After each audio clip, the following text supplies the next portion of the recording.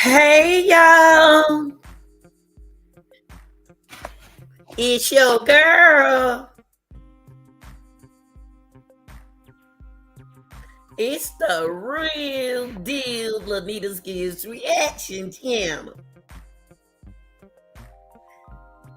Like, share, and subscribe. What's up, real deal? Y'all know I'm gonna talk anyway. I got to talk about this, y'all. I know I got another live on, but I'm trying to catch this one before, before it get too late. But I really want to talk about this. I really want to talk about Kohberger. For those who've been following me with the Bryan Kohberger, the four audio students, I need y'all in the chat. We got to talk, y'all. Y'all, you want me to go live now? I'm live. Okay, we're gonna get into, I don't know why that y'all message won't show. I don't did my best. I'm not a mechanic with StreamYard. But let's talk about why Kohberger life under the radar. Okay, why is Kohberger life under the radar? Why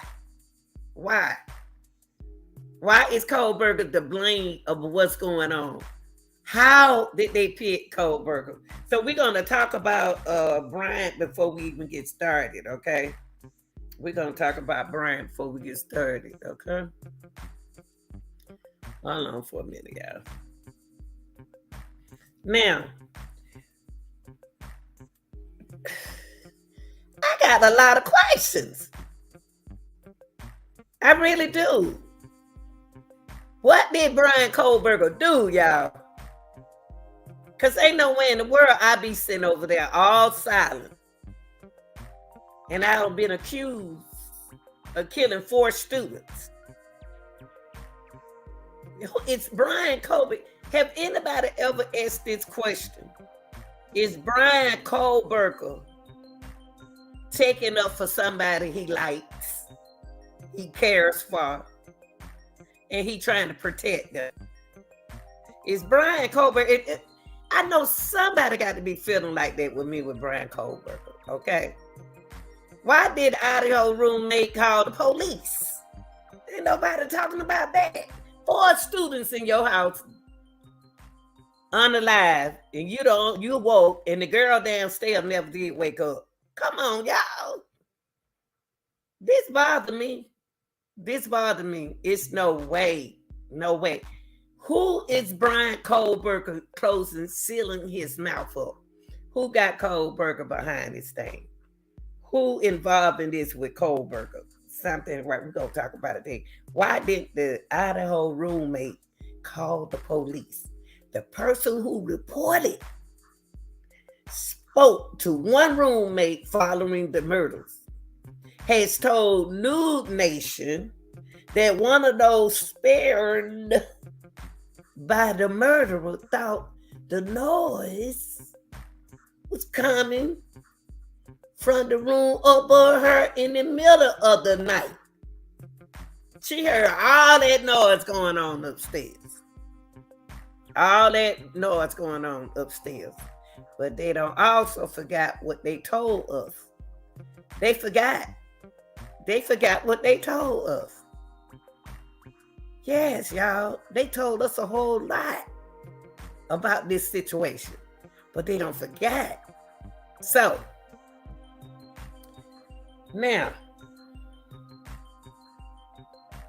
she heard noise coming from the room.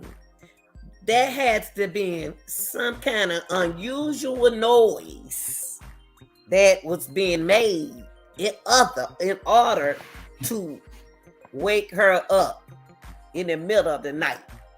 But do y'all remember before they were saying at first that we was like, how them girls sleep through the noise? Remember? At the very beginning, we were like, how them girls sleep through that noise? Why they ain't hear the noise? We was talking about that. The girls didn't hear nothing at first, y'all. The girl downstairs didn't hear nothing. The girl on the lower level, at first they was telling us that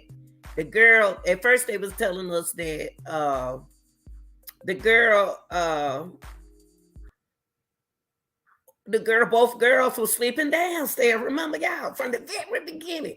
See, I'm going to tell you something. This case from the very beginning is throwing y'all off. It's not throwing me off because they switching up of what they said about this case. Okay? They switching up. Okay? Let me see. Can I take my face out? Okay. Now,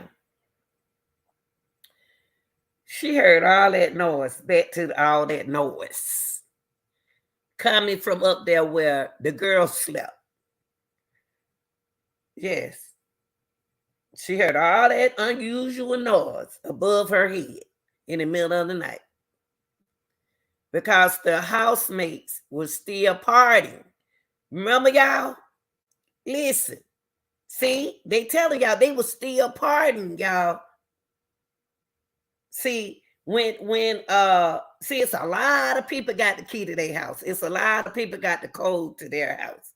The housemates were still partying, y'all, after a night out, and mistook the man who police believe to be.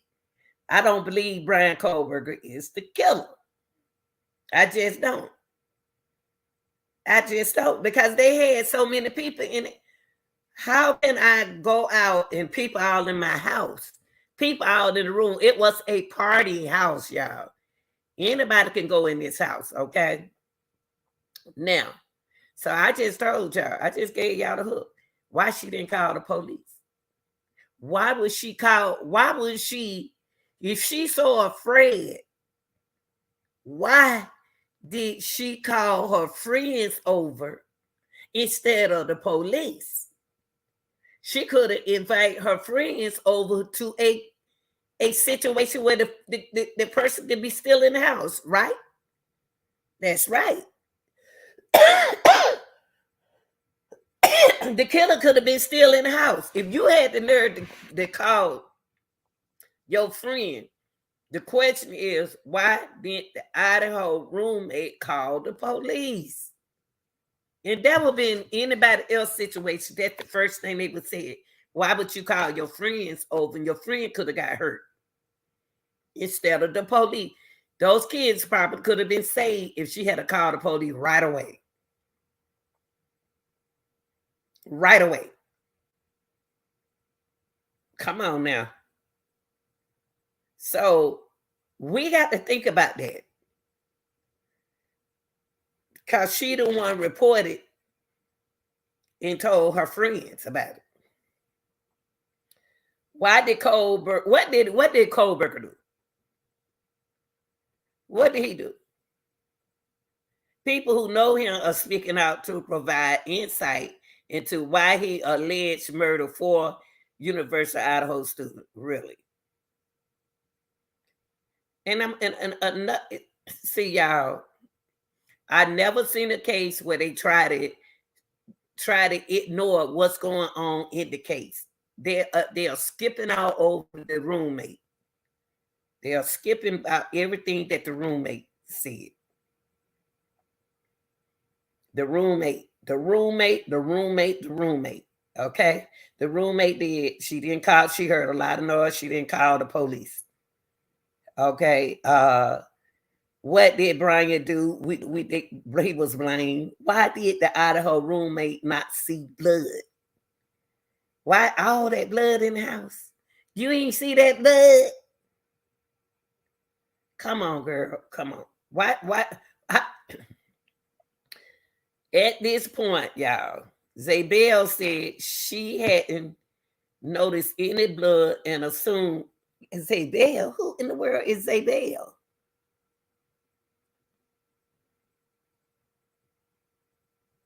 Why they calling her Zabel? They changed the name up, y'all.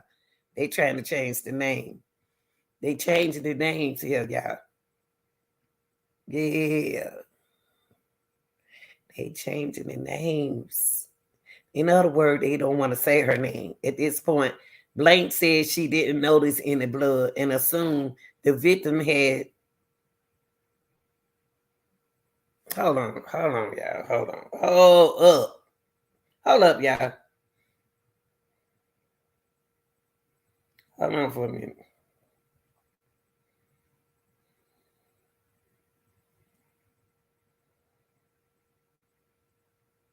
Okay, this wait, y'all they got this thing wrong. Okay, what we gonna do, y'all? We gonna talk about this. It's a movie coming up on Kohberger. Okay, it's a movie coming up. Let's talk about this. We got to talk about this. Okay, now they're gonna change the names. They gotta change the names. Okay. I don't believe Bryan did this. I really don't, y'all. Okay, but look, we're gonna get into it.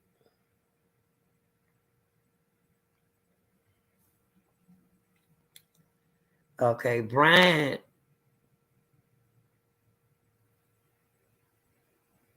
trial is going on. Okay, there were survivors,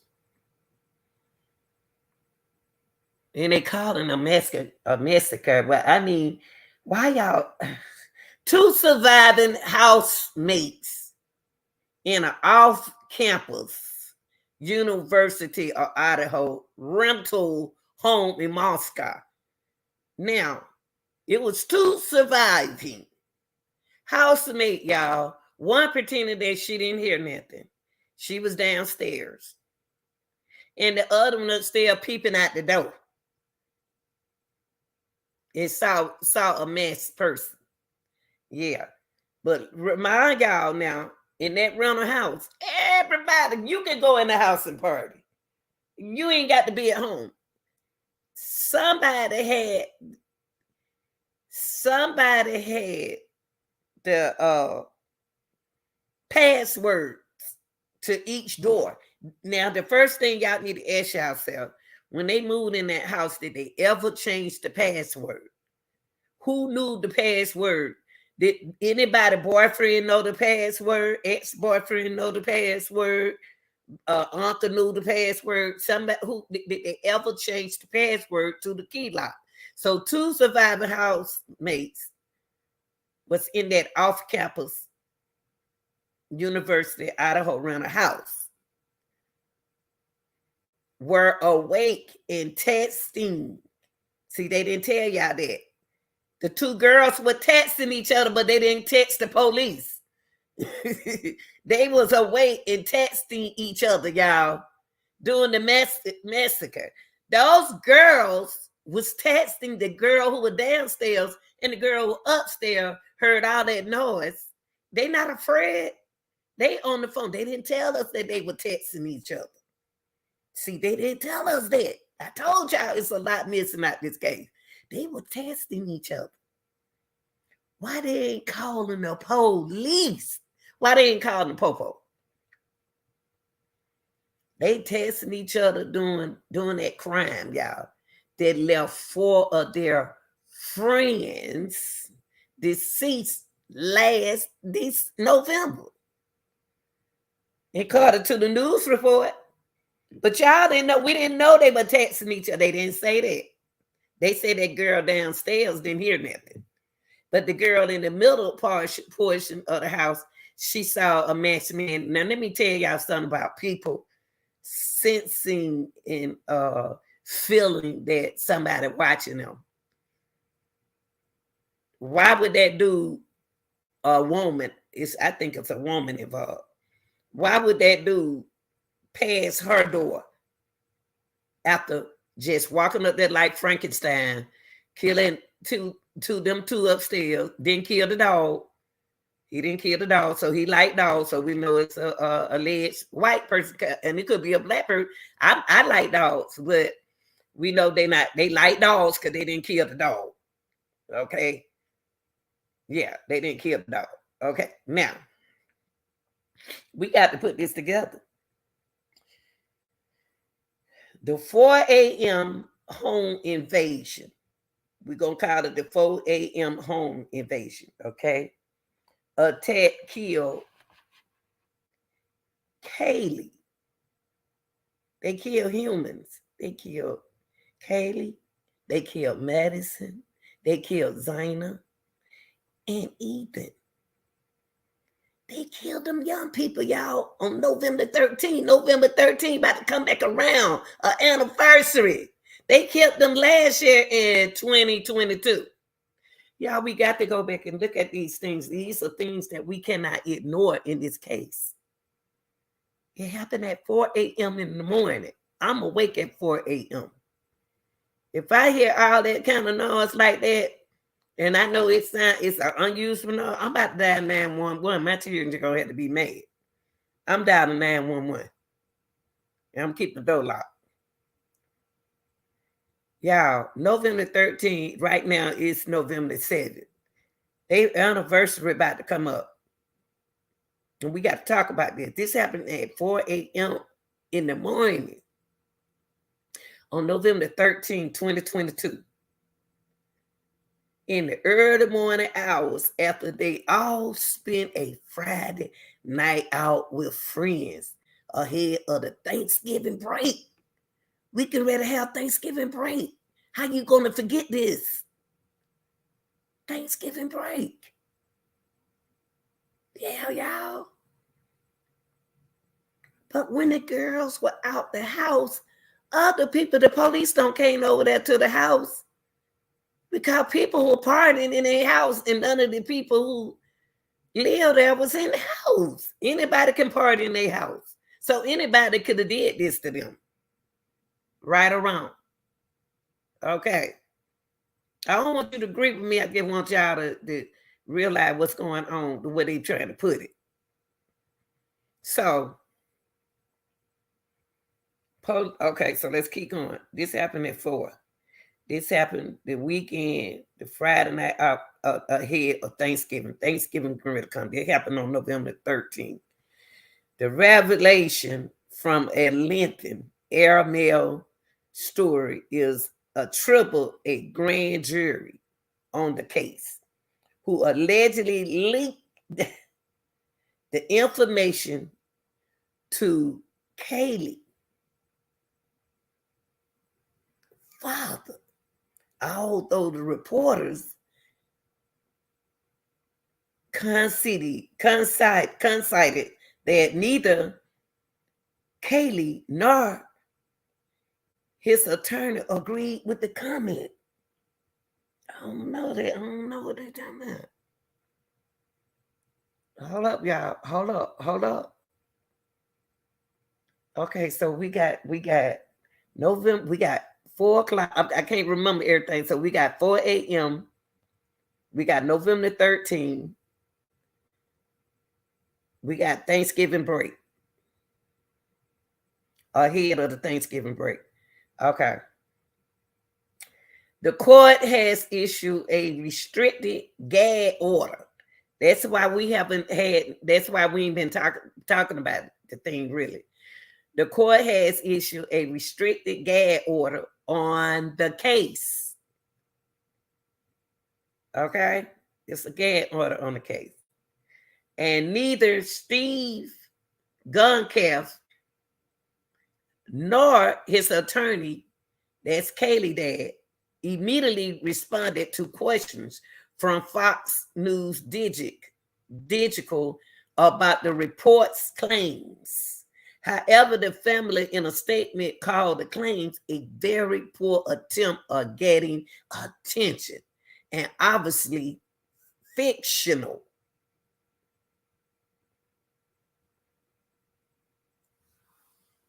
Yes. So the reason why they ain't been really talking about the case because it's a gag order on it. Okay, they want everybody to shut up because they telling too much. The mother of Idaho murder victim, Ethan Chapin, true crime prevention with surprise cameo.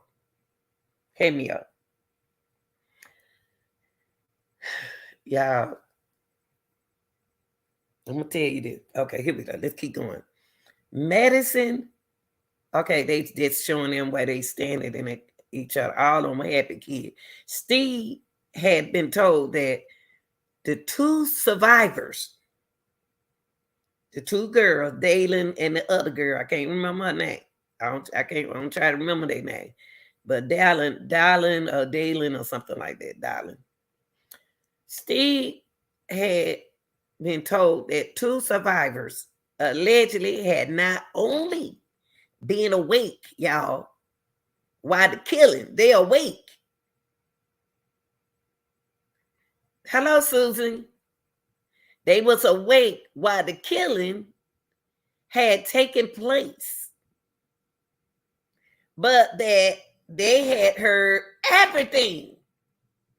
Those girls heard everything. They was awake, y'all. One was downstairs and one was on the second floor. That's not her room on the second floor where it all went down. Her room is on the lower level with the other girl. I can't think of the other girl. The grand jury alleged that the two girls had been texting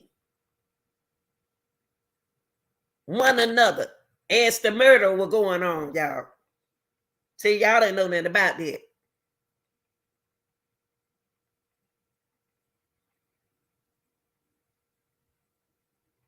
As the murder was going to one room to another room, they on the phone texting. Y'all ask yourself, why they ain't calling the police? Why aren't they calling the police? Ask yourself, y'all, this is a real case. Ask yourself, they got all that time texting. Why haven't they called the police? They can't be afraid because they texting each other. One was at the lower level. She could have called the police. Y'all better ask yourself, people, you got to ask yourself, why? Why? So at least one of the surviving roommates saw something suspicious. According to court documents unveiled in January, 5 months before a grand jury indictment stripped Kohberger's defense of a chance to fight the probable cause used to justify his arrest at a preliminary hearing. Come on, y'all. You got Lanita and Susan texting each other in the same house where the crime is taking place. Susan all the way down on the lower level because she could have called the police. I'm closer to where it's going on because I can hear everything above my head. It's unusual noise. Y'all got to ask yourself, why didn't they call the police? Why? Everybody can party in the house. We don't have to be at home. The police were called to the house numerous of times. Numerous of times. The roommate on the second floor, and that's not even her room. Her room is on the lower bottom floor with the other girl. Why she decided to sleep on that second floor. The roommate on the second floor of the 3-storage house Police, she awake to noise. She heard noises. So I heard noises around 4 a.m. in the morning. Sounds she believed came from Kaylee's room. It's above her head, playing with her dog on the top level. Now, if I'm playing with my dogs, I got 2 dogs. Y'all ain't gonna hear all that boom, boom, boom, boom, boom, boom, boom, boom, boom, boom, like that. If you do, you gonna come in my room like my son would do and say, Mama, what y'all in here doing? Y'all all right? But you should hear all that noise. That they dogs is almost the size of my dog. And y'all seen Camper Mini. One of them about camper size. So she at 4 a.m. the sound she believed came from Kaylee playing with her dog on the top level. Police would later find Kaylee and Morgan, both deceased, in the upstairs bedroom. Come on, y'all. Y'all got to ask yourself what made them 2 girls sleep together that night. Why Morgan didn't want to sleep in her room? Why Kaylee wanted Morgan to stay in her room? Something ain't right, y'all. They came in their room. They came in Kaylee's room, had the tap. They had the keypad number. Each one of the room has a keypad number. Y'all got to ask yourself when they move out and when somebody move out, do y'all change the keypad passcode? Do y'all change the passcode? Somebody had the passcode and came in their room. So could it have been an ex?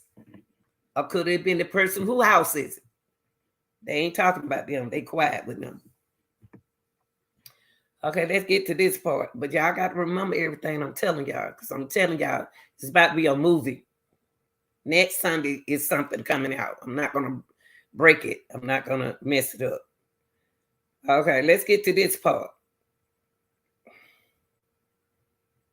Bryan Kohberger trial, I've been sticking with it. Just to decide on camera if in court after warning media about pushing the invalid. You don't supposed to have the camera on Kohberger. You don't supposed to put the camera on nobody. So y'all won't be able to see. You can hear. When I do the trial, you could be able to hear. You're not going to be able to see. Because Bryan don't want the camera on him. Okay. Then according to the probable causes, y'all, affidavits, she thought she heard, listen, this is what the roommate said. See, this roommate got to be in this. They got to put her on stand. The roommate heard everything. She and the girl downstairs. They texting each other while y'all didn't call the police. I'm still going to say that. Then, according to the probable cause affidavit, she thought she heard Kaylee say. She thought she heard Kaylee say, y'all, there's someone here. Really? She thought she heard Kaylee say, there's someone here. Now, if I heard one of my kids with my door closed say, there's someone in here, I'm going to sneak and call 911. I'm not going to talk loud. I'm going to call now. Somebody in my house. Please come down. I cannot talk. And hang up. And turn that phone all the way down. Y'all hear me? Come on, common sense, reality. This what the roommate said, y'all. And I know it's gonna be more to this in this case. In the affidavit, she thought she heard Kaylee say, there's someone here. She peeked out of her room, but didn't see anything, y'all. According to the probable cause affidavit, she peeked out the room, but you heard her say that. Around this time, according to investigator, one of the girls was still alive. Y'all not getting what's going on here. Morgan was still alive, y'all, when she heard this. One of the girls was still alive. You not Morgan, not I apologize, not Morgan, but let me get her name right. Let me get these kids' name right. Not Morgan, but let me get his name right, y'all. I ain't trying to remember nobody's name. I got too many bills to pay to try to remember somebody's name. But Zayna was still awakened. Zayna was awake while the two girls, after, see y'all, look, y'all. After that noise ended, when she heard somebody say, there's someone in here, the killer could have thought that they was the only two in here. They weren't going to kill nobody else, right? Allegedly. They could have thought, it had to have been 2 or 3 people, y'all, beside Bryan Kohberger. It had to have been 2 or 3 people in the house doing this, allegedly. The reason why I say that, because she said she thought somebody said, oh, someone in here. So that could have been the killer said, oh, somebody else in here. So when they went downstairs, listen, y'all, around this time, according to investigators, Zayna was still alive using TikTok amp on her phone at 4:12 a.m. She was on her phone, y'all, at 4:12 doing TikToks like I do. I love TikTok. It could be 3, 2, 1 in the morning, 5, it don't matter. She was up at 4:12. They already don't kill them girls at 4 a.m. The roommate heard somebody say somebody else in the house. So the people who heard Zayna at 4:12, they had to get dismember her to get that hurt them, because why? They believed that they heard them in the house.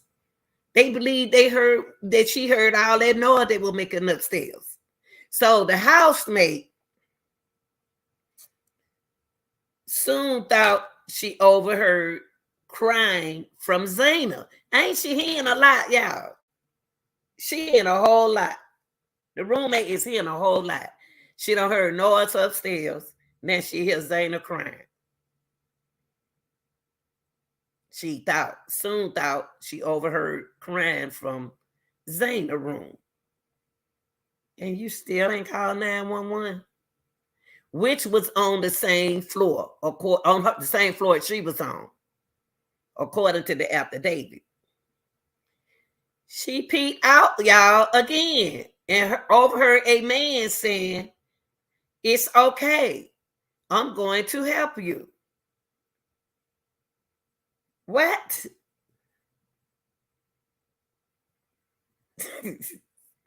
Y'all, come on. The housemate don't heard a whole lot of stuff going on in the house. She heard somebody say something going in here. Now they are already deceased. Now she don't heard someone downstairs saying, once they said she peeked out the door, she heard somebody say someone in here. Then she went down there. She heard Zayna say, saw her crying. So she peeked again out and overheard a man saying, it's okay, I'm going to help you. Why would a killer say, it's okay, I'm going to help you? And then he stabs Zayna and her boyfriend to death. What do you mean by that, y'all? It's okay, I'm going to help you, and take their life. Huh? It's okay, I'm going to help you. Like, I'm on the side your misery. I got you. What? It's okay, I'm going to help you.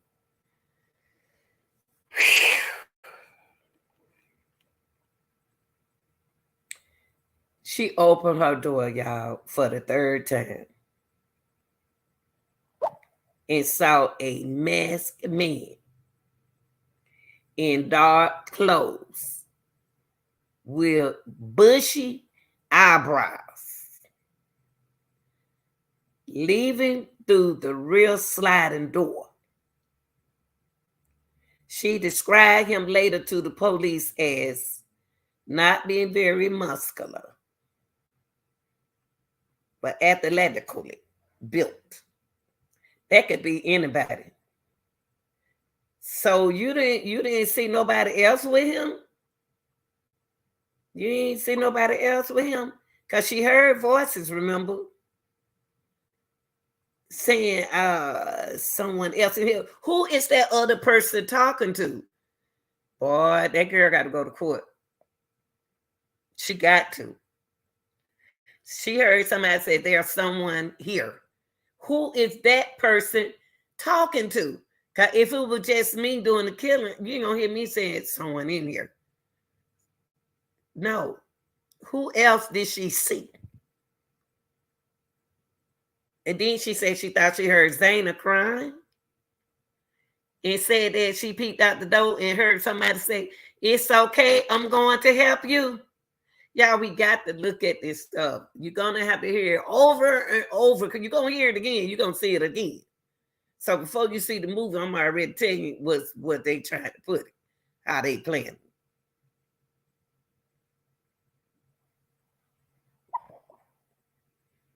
I can't get over that.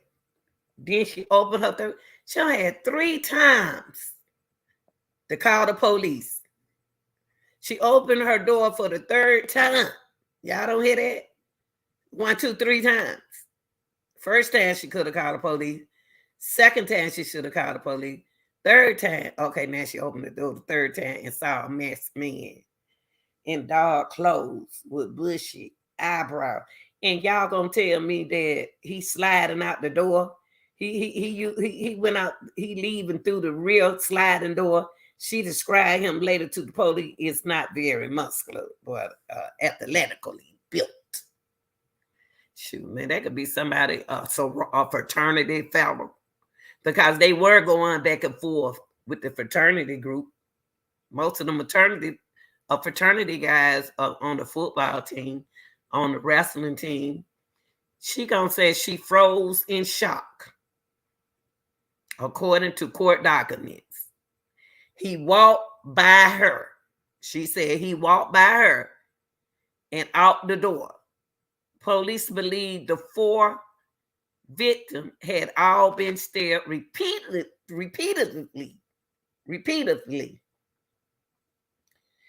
before 4:25 a.m. Y'all. Come on, y'all. Come on, y'all. Come on. That girl almost had 30 minutes to call the police. 30 minutes to call the police. I'm not saying she got nothing to do with it, but she know more. I think she know more than what's going on. Because she had every opportunity in the world to call the police. Man, my thing is why that dog ain't barking. Camper gonna be in him barking. You don't close that door on Camper. Camper about to bark, but they had already closed the door. That dog looked like Camper a minute. Y'all, Kaylee, I wonder why the dude tell Zayna, you gonna be okay. Okay. We're gonna get to the 911 call, y'all. The police did not receive a 911 call until around noon the next day. Now, what they doing with the 911 call? Okay, see, it's a lot of hidden under the carpet. Okay. Police did not receive a 911 call until around noon the next day.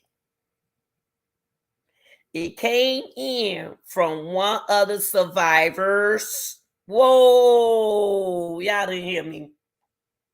Y'all didn't hear me. Y'all didn't hear me.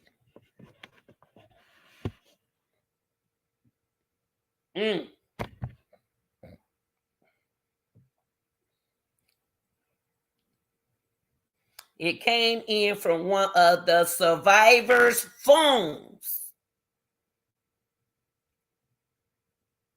one of them girls, according to the police, but they have declined to reveal who actually made the call. They don't want to tell who made the call, y'all. They declined to tell them who made that call. They could have been making the call, period. Responding officer encountered a horrific scene with a key piece of evidence left behind next to Morgan's body. Yeah. A K-bar knife sheath. I got a question to ask y'all. I got a question for you. Why in the world would a killer leave his K-bar knife sheath that got all his it should have had DNA on it? They claim that it had Kohberger's DNA on it. So Bryan is let me tell y'all something about Bryan Kohberger. Bryan Kohberger, I'm gonna let this video tell you. Okay? He ain't no dummy. He practiced law. You actually think he gonna kill somebody and leave that sheath there? Really? And you know DNA had to been out on that knife because he repeatedly stabbed them. Come on now. Come on, y'all. Come on. Y'all ain't done. The other surviving housemate, I didn't want to know who called the police. They should have that in the 911. All this secret and hiding stuff.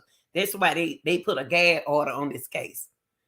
The other surviving housemate, who is barely referenced in the probable cause filing, agreed to an interview with Kohberger defense lawyers in April after resisting a subpoena in the case. She resists a subpoena, and then she was interviewed by them. Oh man, how? Police relied heavily on the sheet. Y'all, a killer walking around with his knife in his hand. He's gonna stick that knife back down in his sheet. Okay? Unless he walk around there like Jason or Freddy Krueger. The police relied heavily on the sheet. The suspect vehicle and phone records in the probable cause affidavits. However, the airmail they call it airmail story, also hinted that they have a secret informant who would tighten the screws through undisclosed testimony.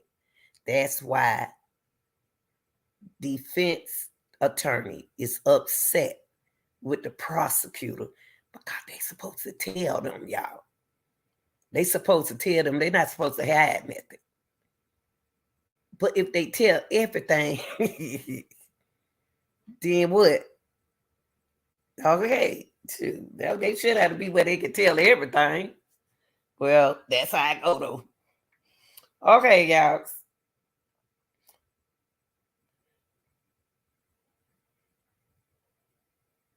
Now,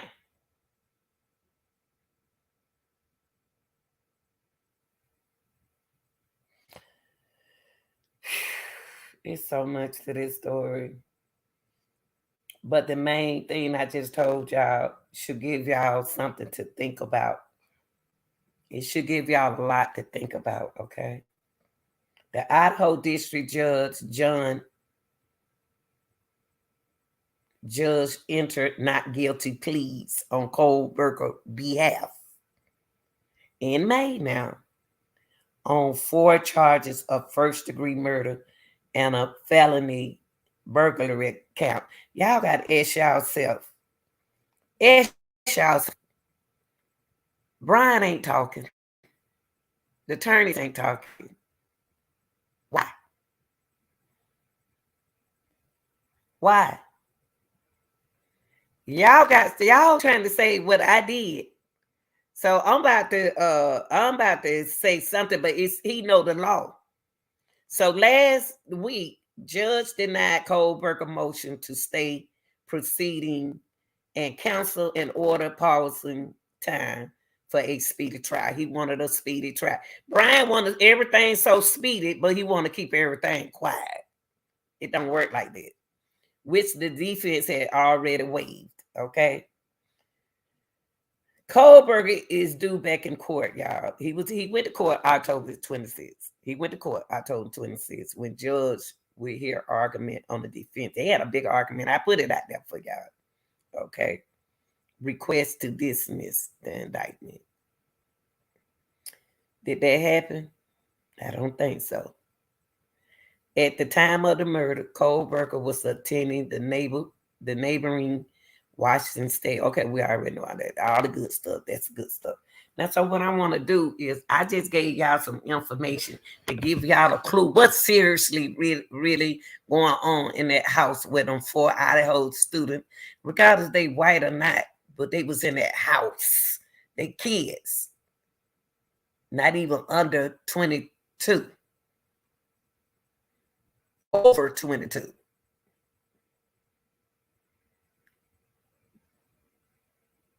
If they killed, think about it, y'all. The information I just gave y'all before I show the video. If I don't trust what Dalen saying, her name Dalen, whatever. Y'all know what it is. I apologize if I'm saying it wrong. The one who heard everything that everybody was saying, but was texting the people downstairs, her friend downstairs, what's going on. Friend downstairs could have dialed 911. When the dude went out the door, you seen the dude go out the door. Come on, y'all. This serious. Let's take a look at this video. Y'all listen to it now. Listen to it. Listen to it. It's about to be some. It's right now. Y'all looking at the little bit of stuff that they showing y'all on TV. Like how it's a gag order on it, but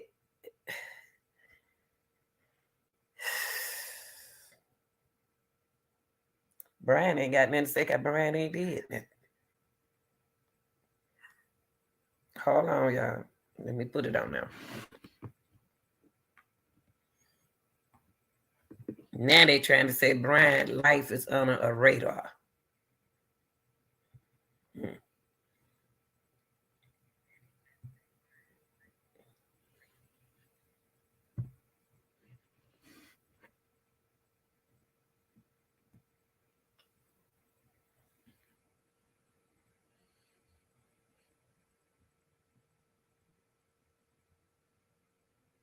No suspects, no arrests, and no murder weapon until detectives arrested 28-year-old Bryan Christopher Kohberger in Albrightsville, Pennsylvania, on a warrant for murder of Ethan, Zana, Madison, and Kaylee. On December 30th, 2022, officials announced the arrest of suspect Bryan Kohberger, the man they say is responsible for the murders of University of Idaho students Madison Mogan, Haley Gonzalez, Ethan Chapin, and Zana Kernodle. Weeks before, on November 13th, their bodies were found stabbed to death on the upper 2 floors of their off-campus home. I'm sure there's statistics out there of, many people pass by a murderer, many people know a murderer. Well, I don't. It's very concerning, and it's very eerie and creepy as well. It's crazy because literally days after these murders happened, he brought it up when I saw him in the hallway. To get inside the mind of accused killer Bryan Kohberger, Law and Crime Network began a weeks-long investigation into his past, teaming up with local Pennsylvania news outlet LehighValleyLive.com to walk in the footsteps of the highly educated murder suspect before he moved across the country to Washington. It's almost too good to be true. Unless this guy was miraculously set up, which is like a 1 in a billion chance. You know, no one cares enough about Bryan Kohberger to set him up. Our investigation began thousands of miles from the Moscow, Idaho crime scene in the Pocono Mountains of Pennsylvania, where Kohberger grew up. That's not something that you really.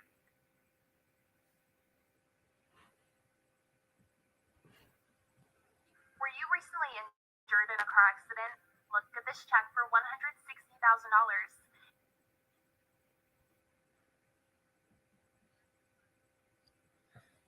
Okay, got them let the commercial play.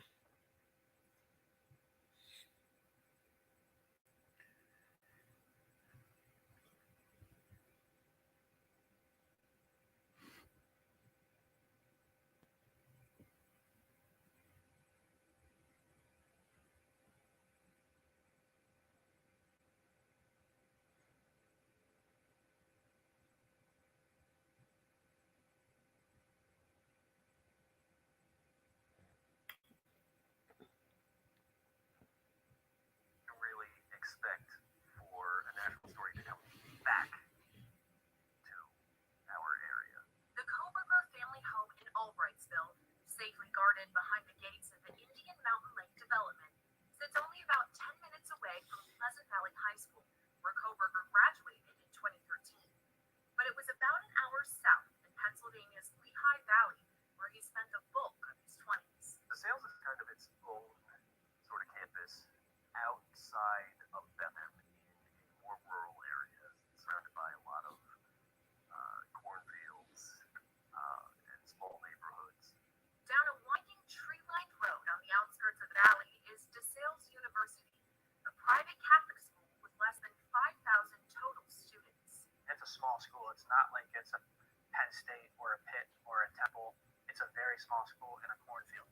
So if you go there, you know most of the people within your study, and pretty much everyone that goes to school. And he was not known. It's here at DeSales University where Kohberger really got his feet wet in the study of criminology. He received both his undergraduate and graduate degrees here, and DeSales officials tell me he studied in this very building. Inside the walls of Dueling Hall, then undergraduate Josh Ferraro and psychology major Bryan Kohberger. At that time, I would have never said, "Oh yeah, that guy would do something like this." He may have been a little odd or a little off, but like other than that, you would never expect someone to be allegedly part of a quadruple homicide ever. Ferraro, who graduated from DeSales with a bachelor's degree in criminal justice, is a self-proclaimed true crime junkie. I was following it day one because who hears about 4 college students that are unfortunately murdered, and how do you not want to keep up with that? So I got on TikTok, YouTube, Google, and I vigorously kept up with this case. It came as a surprise then when Ferraro's one-time classmate was charged in the murders. And that's why it's like shocking to me, because this guy was such a normal dude, average Joe type person. You would never, like, you don't know what's under people's skin. God forbid if he didn't do it, great. But all the signs pointed that he did. After news broke of Kohberger's arrest, Ferraro recorded his reaction and posted it on social media. I went to college with Bryan Kohberger. I've been looking at his picture all day. I've been saying the name all day in my head. And I was like, I know this guy. I know this guy. And then he went to DeSales University. I'm like, I know I had a class with him. I know it. I know it. The name sounds so familiar. Back in 2018, Ferraro teamed up with Kohberger for a project on Daphnia, or water fleas. He says they worked together for an entire semester. He was new, and I said, "Hey, buddy, do you want to be my lab partner?" And that's pretty much what was left, so I took him. And it ended up working out very well. As a commuter student, Kohberger came and went from campus during his undergraduate psychology studies. Ferraro says he kept to himself and didn't show any outward signs of something more menacing. It's not always the creepy guy with glasses and oily hair and creeping around the corner. It's sometimes just that average Joe that on the inside you have no idea what he looks like, but on the outside he may just seem like a normal person, much like Bryan Kohberger did. Ferraro instead theorizes Kohberger's alleged drive to kill stems from something on the inside. I really don't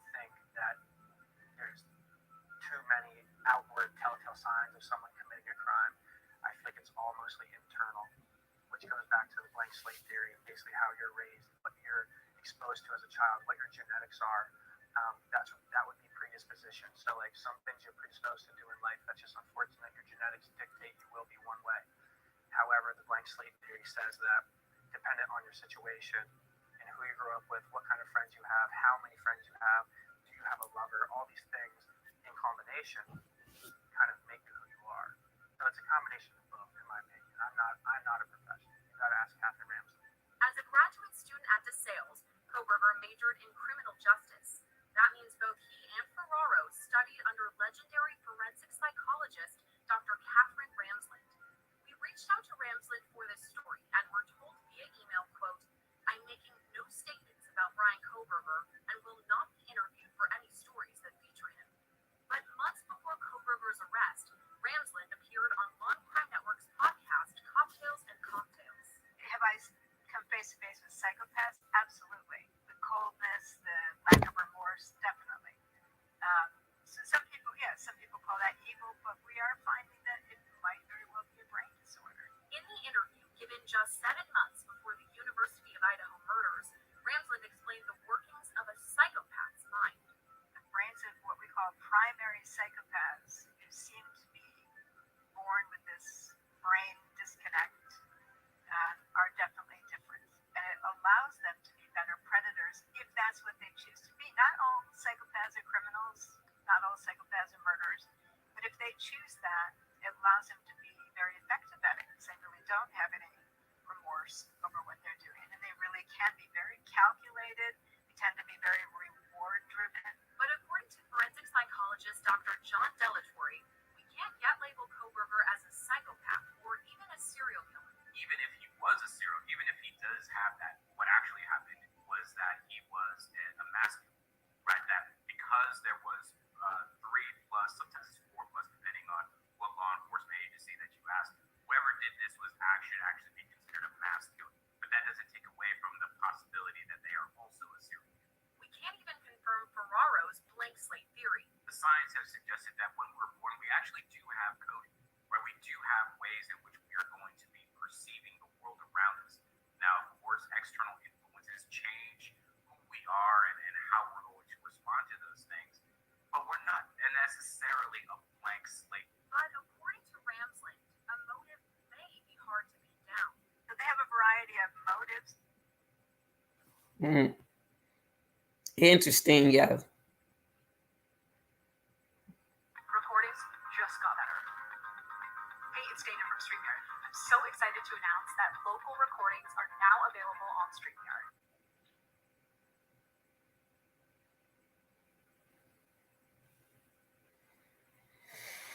They have a variety of motives, but their personalities tend to have that rigidity and that inability to go with life's hard knocks and to believe that they're entitled to more and that they need to punish people for them not getting what they think they deserve.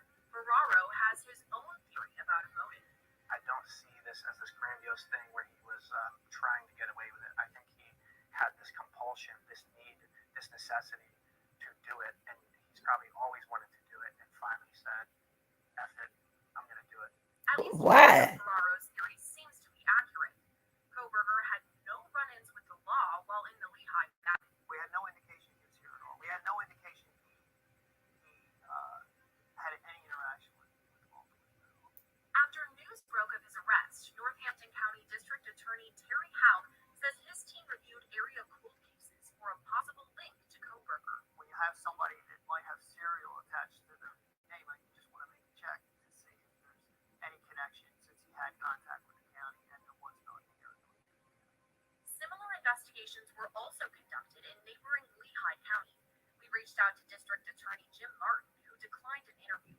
But while sitting down with Haug, we learned news of Kohberger's arrest came as a shock for the community. Obviously, it's the reaction that everybody has. So it's like close to home because then you're watching people are posting Facebook pictures of him on campus on some campus close by or something like that. One such campus is Northampton Community College, where Kohberger made the dean's list and later received an Associate of Arts in Psychology degree in 2018, before his time at DeSales. Northampton County Community College is a beautiful school, and it's a lot of, it's a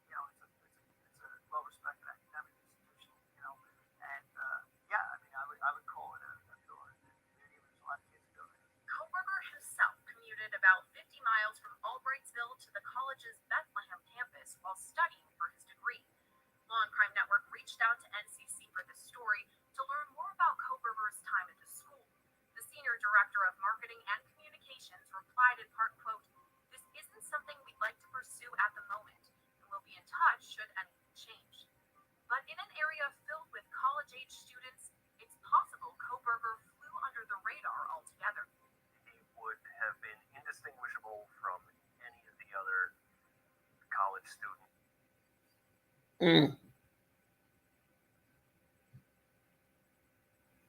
Young adults, recent college graduates, or graduate students going around the Lehigh Valley. Even if he had a run-in in a bar, that would not have been anything unusual or even really noteworthy. Not until hindsight. According to multiple reports, Kohberger frequented the brewery Seven Sirens while he attended college in the area. According to the interviews, Kohberger made multiple women uncomfortable, so much so that a record of his interactions was kept, noting that he made staff concerned about his strange behavior. We reached out to the Seven Sirens owner multiple times and never received a response.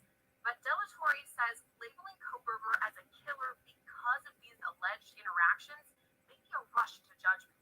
They may be engaging in that fundamental attribution error where they're linking all of these things to describe who he is as a person, forgetting that there are many different external influences, that it's certainly possible that all of this stuff, that he was being reactionary.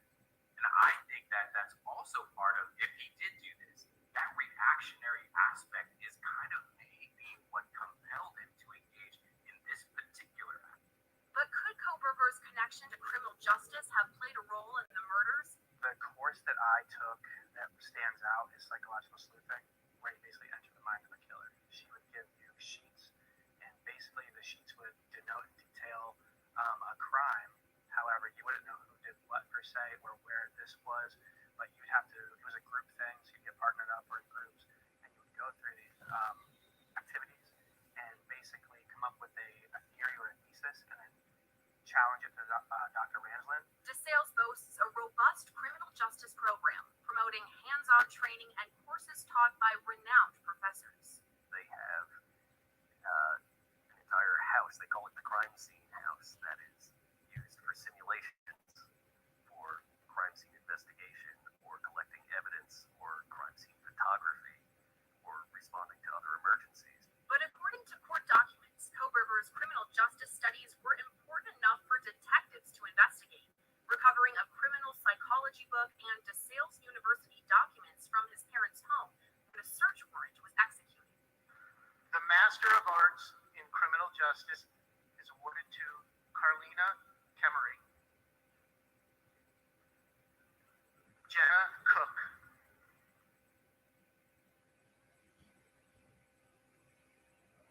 Attention business owners, to help you deal with this economy, we're offering you a free copy of the Chris Kohberger book, 77 Ways to Get More Customers.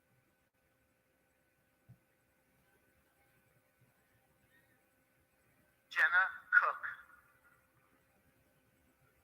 Bryan Kohberger. We reached out to Kohberger's entire criminal justice graduating class for this story, but his classmates either didn't reply or denied our request for an interview. One classmate told us via text that DeSales University, quote, sent a general communication that suggested everything go through the university as to be respectful of the ongoing situation. The Associate Vice President of Marketing and Communications told us via phone the school did not discourage students to speak with the media, but that she was available to assist in media requests on a case-by-case basis. The school's statement via email recapped Kohberger's majors, the years he completed each program, and confirmed he was always a commuter student. DeSales is just such a close-knit and heartfelt community. Like I said, everybody knows each other, and the fact that really no one knows about this guy, he went in and out. It's a common theme in Kohberger's past, leaving behind little clues about his isolating personality. Multiple people who knew Kohberger tell us he was strange but hardly memorable. He was kind of awkward, but I feel like you can't just write graduation from DeSales, Kohberger moved across the country to Washington to begin his PhD studies in criminal justice at Washington State University. It's crazy because literally days after these murders happened, he brought it up when I saw him in the hallway. Just across the hall from Kohberger's Pullman, Washington apartment lives Christian Martinez. He says Kohberger's dad approached him early on. The dad was wanting to introduce me to Bryan. He said something. I don't remember the exact word he used to describe him, but it was something that was he has a hard time making friends, or he's kind of shy, or something like that. Martinez tells us Kohberger kept up with the murders and even brought them up as a topic of conversation. He was like, "Oh, did you hear about these murders that happened?" And it was so short after they actually happened. There was barely any news articles out, so there wasn't much that I could have read. So I was like, "Yeah, man, that's crazy." Yeah, of course I've heard about him. He was like, "Yeah, it seems like they don't have any leads." I'm like, "Yeah, I mean, there's not much about it, There's nothing. I have no details really to say." But yeah, and he's like, "Yeah, it seems like they think it was a crime of passion." Those are the two things he said. Was that they had no leads and they think it was a crime of passion. On top of that, Kohberger may have had a fascination with death or killing. And one thing that stuck out was it was kind of on subject of what it would take to take someone's life. It's kind of like he was trying to see my perspective on taking someone's life. After the pair were first introduced last summer, Martinez invited Kohberger to a pool party, and they saw each other occasionally after that. At that same party, Zach Cartwright met Kohberger for the first time. It did seem pretty kind of just socially awkward and kind of hard to carry a conversation with, if I remember correctly. But besides that, he really just stood to the side and was really observant, and so much so that based on that one small interaction, he knew exactly who I was maybe a month or so later when I saw him on that hike. When they crossed paths again, Cartwright says it was strange how quickly Kohberger recognized him. It was really weird how he approached me and the people that I was with, because he acted kind of like we were best friends, or it was like a reunion or something, and he was really excited to see us, and I had no idea really who he was right at that second. Those two small interactions proved important enough for Cartwright to be interviewed by the FBI after Kohberger's arrest. I did speak to the FBI at one point. I do believe that they spoke to a lot of people that were at that party. It may be because that was one of his very first times, if not his first time in Moscow. Martinez and his wife were also interviewed by the FBI. He tells us his wife always felt something was off with the now suspected murderer. She didn't have a good feeling about him, because every time I would tell her I'm gonna invite Bryan, because he didn't have any friends, I was trying to bring him out and maybe meet people he could relate to. But she was always like, "No, please don't." There was just something about him that she didn't like. In recalling their conversations after Kohberger's arrest, some key points stick out. I guess looking back, it's kind of funny because he was talking about genealogy. Because I was talking about the 23andMe, because my sister had just did all that, and then he brought up something similar in his studies that had to do with being able to catch criminals because of their relatives' DNA, which is I guess how he got caught up in this mix. The probable cause affidavit released after Kohberger's arrest revealed a knife sheath was left behind at the crime scene containing a single source of male DNA. When compared with DNA recovered from the trash at Kohberger's parents' home, it proved to be a near perfect match. When the FBI interviewed Martinez, they asked whether he had ever seen Kohberger with a similar weapon. They just asked about if he had a knife on him or anything like that. If I ever noticed him with a knife. No, I didn't. He never had anything like that. When Thanksgiving approached less than 2 weeks after the murders, Moscow police announced their investigation would continue through the holiday. I want to assure you, first off, that the loss of Xana, Kaylee, Madison, and Ethan remains the highest priority for the Moscow Police Department. We will continue putting all of our resources into investigating and solving these murders. Investigators are prepared to work through the Thanksgiving holiday to continue their efforts. As local, state, and federal police continued on in the early stages of the investigation, Kohberger texted Martinez on Thanksgiving.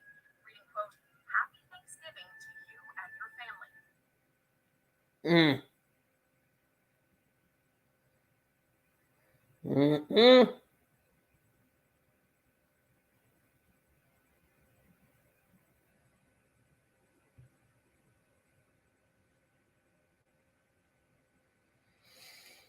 Mm-mm. Thanksgiving to you and your family. Kind of made me feel bad because my wife was talking and like how I was like one of the people that you'd be friends with, and then it kind of made me feel bad, like what if it would have made a difference that I have been able to like meet up with him the times that I could have, like maybe that would have changed anything, it would have.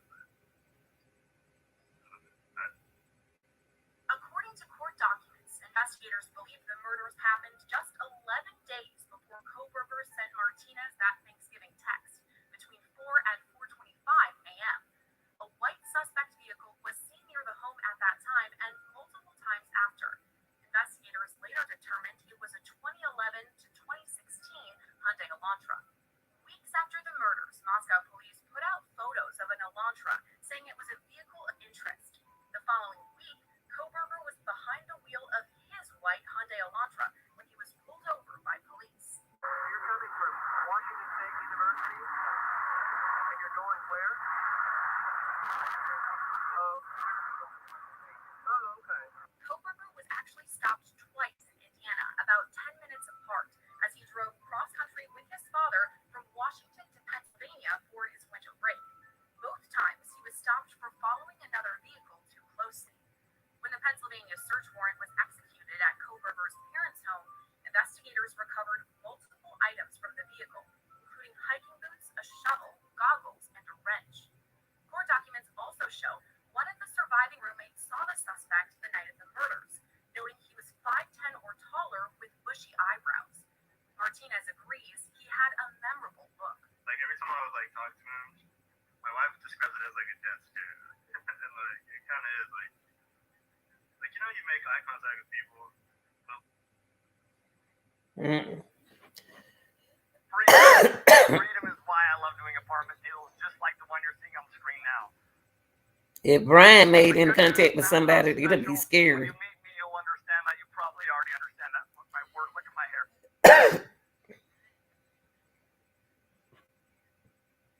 You make eye contact with people, but like you're not like constantly like just staring at them. That's you would be like constantly like staring at me, like he's just trying to like analyze me.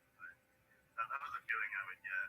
After Kohberger's arrest in Pennsylvania, he appeared in Monroe County Court on January 3rd. Cameras weren't allowed inside the hearing, but Law and Crime Network was in the courtroom where he waived his right to extradition. He was later flown to Idaho and charged with all 4 murders. In alleged that the defendant, Bryan C. Kohberger, on or about November 13th of 2022, in Lake Charles County, state of Idaho, did unlawfully enter a residence located at 1122 King Road, Moscow, with the intent to commit the felony crime of murder. Right now, Kohberger is being held in Lake Charles County Jail in Idaho without bail. As we await his next court appearance in June, questions about his inner psyche remain. There's still so much to learn about who Bryan Kohberger is, not just as the person alleged to have committed this crime, but just who he is and how he walked through his life.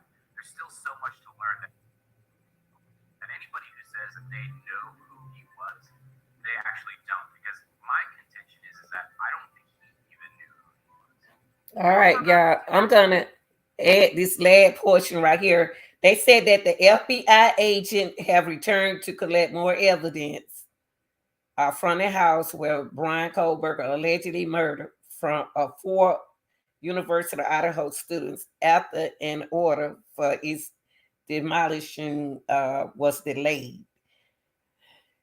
Oh boy. Court in June for a preliminary hearing that's expected to last multiple days. Law and Crime Network will be in Idaho for the hearing, where both sides are expected to call witnesses and present evidence. All right, y'all. That's it. It's a lot going on. Y'all just put in it over in the chat what you think about this case and the 4 other people that was in. I think there's some more people involved in this. And Bryan sitting there being quiet. It's no way I let them put all of this. If Bryan don't talk, y'all, Bryan may serve the death penalty. If he want to go that route, he's gonna go that route. Y'all like, share, and subscribe. And thanks for watching. Okay, I'm out.